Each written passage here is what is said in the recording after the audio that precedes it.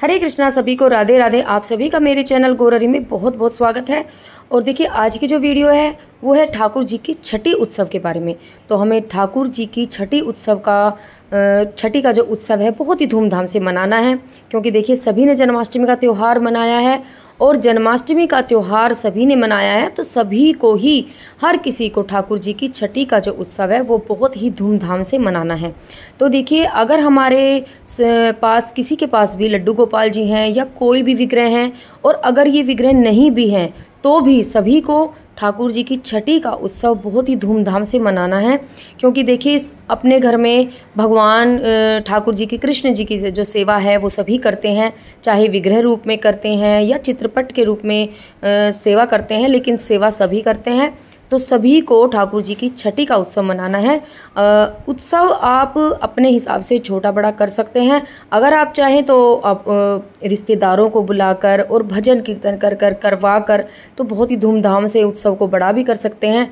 और अगर उत्सव बड़ा नहीं करना चाहते तो आप छोटा भी कर सकते हैं। अपने परिवार के साथ मिलकर ये उत्सव कर सकते हैं।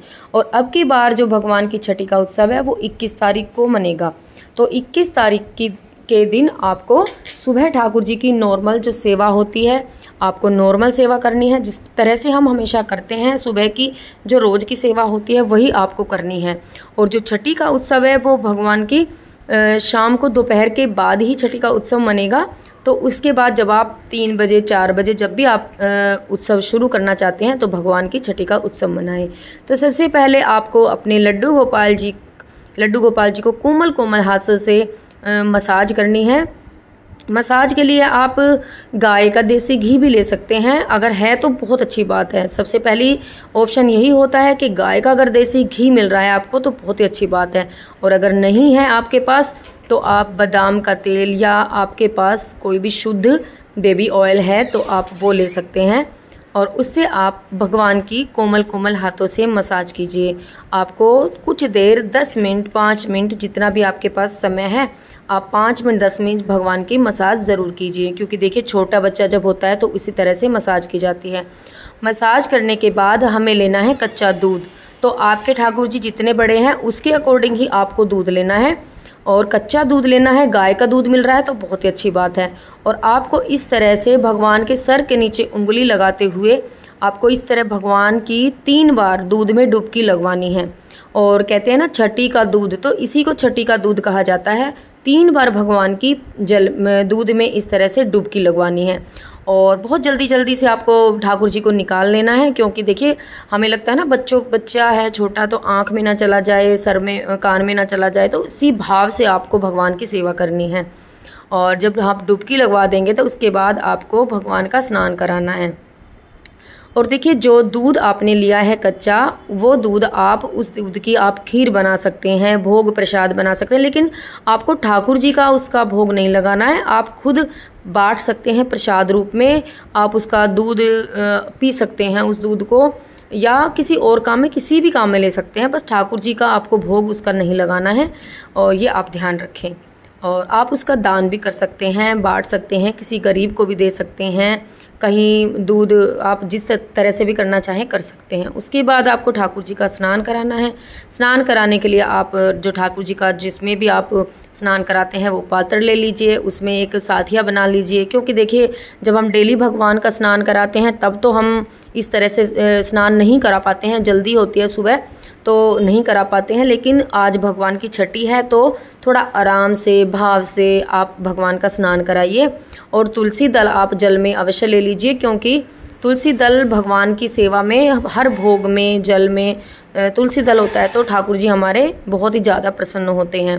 तो इसी तरह से आपको ठाकुर जी का स्नान कराना है। अगर आप हो सके तो भगवान का अभिषेक भी करा सकते हैं, जैसे जूस से, नारियल पानी से, या किसी भी तरह से आप अभिषेक भी करा सकते हैं, सहस्त्र धारा स्नान भी करा सकते हैं। जैसा आपका, जितना भी आपके पास समय है आप उस हिसाब से ठाकुर जी की सेवा करा सकते हैं। तो देखिए, आज के दिन भगवान को तगड़ी पहनाई जाती है।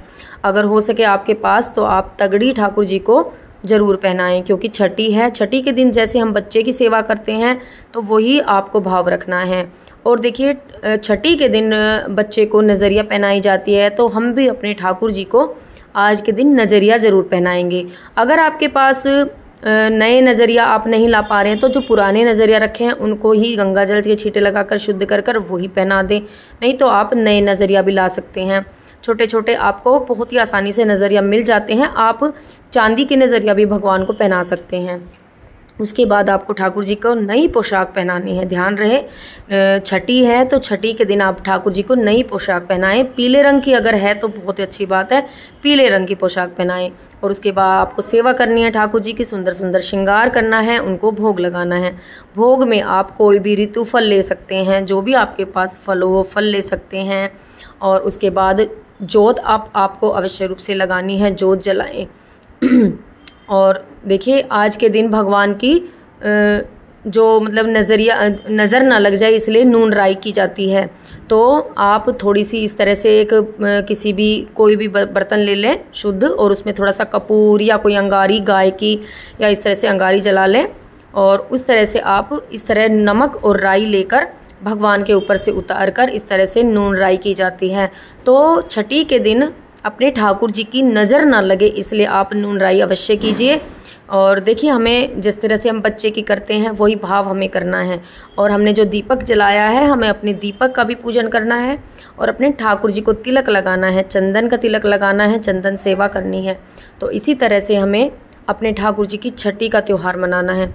और देखिए हमने देसी घी का यहाँ पे दिया जलाया है, तो देसी घी का दिया जलाया है। उसके बाद आप यहाँ पर भोग में आप यहाँ पर 56 भोग भी लगा सकते हैं, आपकी इच्छा है। नहीं तो आज के दिन ठाकुर जी को कढ़ी और चावल का भोग अवश्य रूप से लगाया जाता है। कढ़ी चावल छठी के दिन कढ़ी चावल का भोग लगाएं। कढ़ी चावल का भोग आज के दिन जरूर लगाया जाता है। और माखन मिश्री हमारे कान्हा जी की सबसे पसंदीदा भोग होता है, तो माखन मिश्री आप अवश्य रूप से लें।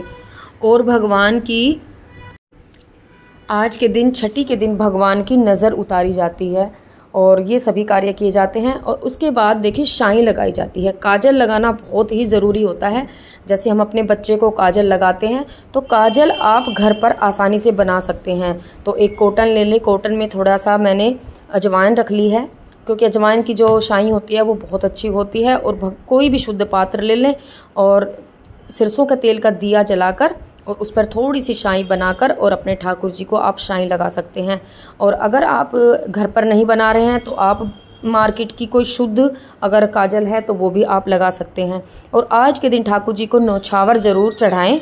कोई भी कुछ दक्षिणा ले और ऊपर से वार कर, ताकि हमारे ठाकुर जी को नज़र ना लगे।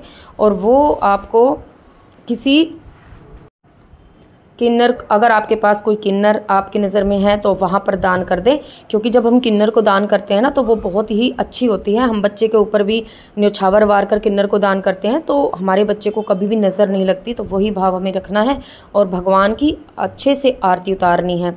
और जब आप काजल लगा रहे हैं तो कान के पीछे आपको काजल अवश्य रूप से लगाना है और पैरों के नीचे भी, ये आप ध्यान रखें। और इसी तरह से ठाकुर जी की छठी का उत्सव मनाया जाता है। और ठाकुर जी को फूलों का सुंदर सुंदर श्रृंगार करें, झूला अवश्य रूप से झुलाएं और इसी तरह से छठी मनाएं। और अगर आपको मेरी वीडियो पसंद आई है तो मेरी वीडियो को लाइक करना, चैनल को सब्सक्राइब करना और मेरी वीडियो को ज़्यादा से ज़्यादा शेयर करना, ताकि लोगों को पता चल सके कि छठी का उत्सव हमें अपने ठाकुर जी का किस तरह से मनाना है। हरे कृष्णा, सभी को राधे राधे।